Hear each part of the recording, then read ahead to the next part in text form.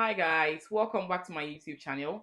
This is your girl Nurse Momo, as you all know. This particular video is going to look at my total expenses for my Ireland journey. So please stay tuned as I walk you through each and every expenses.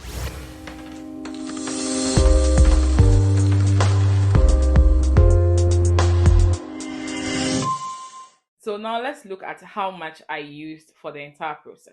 I just want to say that with the cost involved, please, it's not going to be the same because things has changed. So it will definitely differ, please. I'm just saying this based on my journey, please. So first and foremost, I spent 1,740 on my IELTS examination.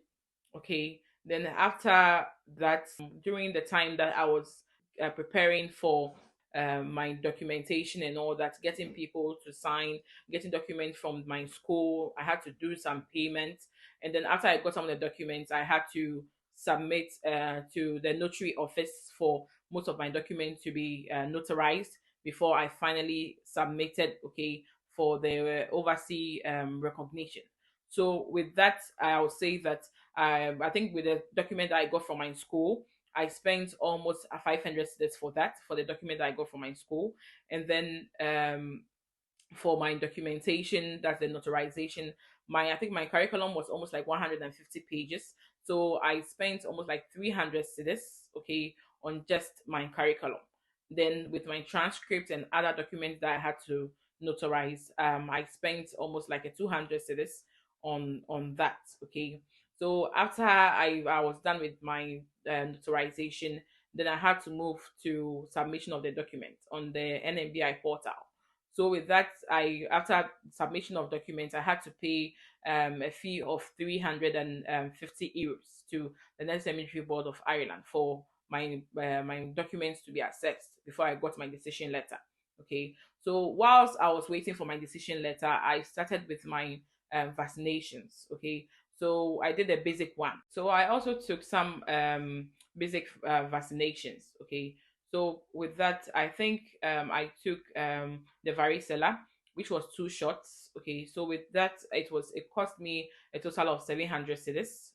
Okay, for the varicella, and I also paid 300 cedis for the MMR. That was the measles, mumps, and rubella. So with that, it was also 2 shots, 150 cedis each. So I paid 300 cedis for the MMR, and then I paid 50 cedis for the yellow fever. Okay, so I paid 50 cedis for the yellow fever, and then the Hep B, I paid 150 Ghana cedis, which was 3 shots. That was also 50 cedis each for every shot.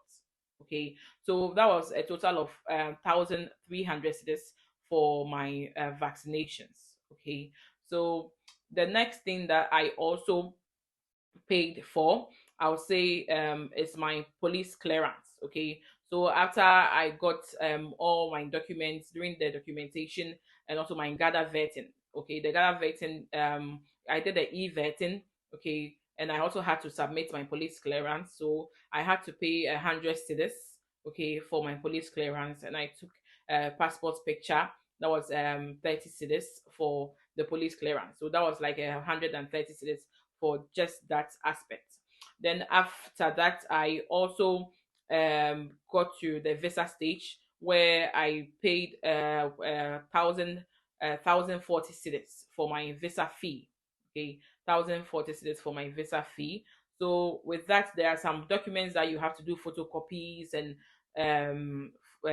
in addition to your documents that you are going to provide. Okay, with that, I can't really remember the exact amount I used, but it wasn't that much. So I can say a 200 this for all the photocopies that I did for my visa application. Okay, so after I submitted my visa, I started buying some stuff. I actually started buying most of my things after I submitted for my visa application. Okay, so I bought some foodstuffs, I bought my bags, I bought few clothes, I bought a few bits and pieces of items which I'll be sharing with you all later.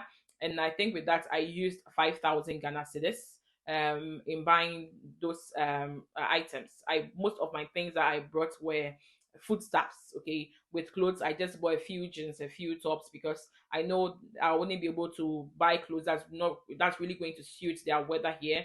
I preferred buying most of my clothes in Ireland, so I just bought few jeans and just some few tops, and then most of the things that I bought was just foodstuffs that I'll be using here. But I knew that African foodstuffs are going to be more expensive over here than in my country. So I invested more into that. So the next cost that I'll be talking about is my flights cost, which I paid an amount of 474 pounds. Okay, so it depends on how you are able to set your currency on the app. That is the app that I used in booking my flight. I did set it in pounds. That's why the receipt, you can see it in pounds. It's 474 pounds. So it depends on the season. Okay, it depends on the season. So if you are able to book during the summertime, it's more expensive. Okay, mine was in the summertime, but I think it was not too close, so it was less expensive. I had people that paid over 1,000 euros for them to get flights. Okay, but mine was much cheaper. So I'd like to talk about accommodation. I know some people also pay for accommodation, and they are even asked to even make a deposit, okay, when it comes to accommodation. But with mine accommodation, I got 2 months free accommodation from my hospital. So coming in, I didn't have to do any deposit for accommodation. I didn't have to pay any rent. Okay, the hospital took care of that. So that was a very huge relief for me. Okay, I'll say that was the main reason that I even chose this hospital, because it was like a major problem to most of the overseas nurses when it comes to accommodation. So when you get a hospital that is ready to support you, okay, with accommodation, I'll always advise people to always look at some important things before you finally sign a contract with your employer. Okay, look at some things that will be of benefit to you when you first arrive in Ireland. Look at all those things before you finally sign your contract. So this is the end of the cost involved, okay, for my journey to Ireland. Okay, and I hope that you all wrote those things down, even though it might be different from yours. It might be way different from yours, but at least to give you a fair idea about some of the things that you should be looking at. Okay, you can equally put down accommodation, even though I didn't pay much. Okay, with the in terms of the amount of money I was holding on me when I came to Ireland, because I didn't really have to pay much for accommodation. I didn't really take much. I had most of my cash on my ATM. Okay, but with cash, I was just holding 300 euros on me. When I came into Ireland, I didn't really have much on me, because I know I wouldn't be needing lots of euros to pay any accommodation or anything. All that was already settled. Yes. So this is the end of today's video. I hope that this video has really been of benefit to each and every one of you. I intentionally didn't give a total of all that I expend, because I don't expect you to also use the same amount, because things have changed and prices have now increased. Okay, that's why I didn't give a grand total, but I believe that you can equally do that yourself. And I also want to say a very big thank you to Asinam for that wonderful comment. If you have any suggestion, okay, or anything that you think I should, any topic that you think that I should do a video on, you can equally drop it in the comment section. I want you to know that your comments are very, very important to me. Also check the description button. Okay, I have left the link to my Telegram page. I've created a new Telegram page, which is a general page for everybody. My first general Telegram page for Ghanaians. You only qualify when you have the required English proficiency test.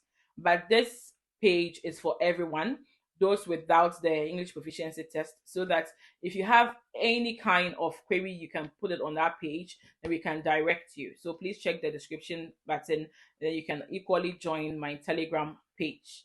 Yes. So remember as well to subscribe to this YouTube channel. Remember to share with your friends. And remember to follow me on my Instagram page. That is Nesmomo1. See you on my next video.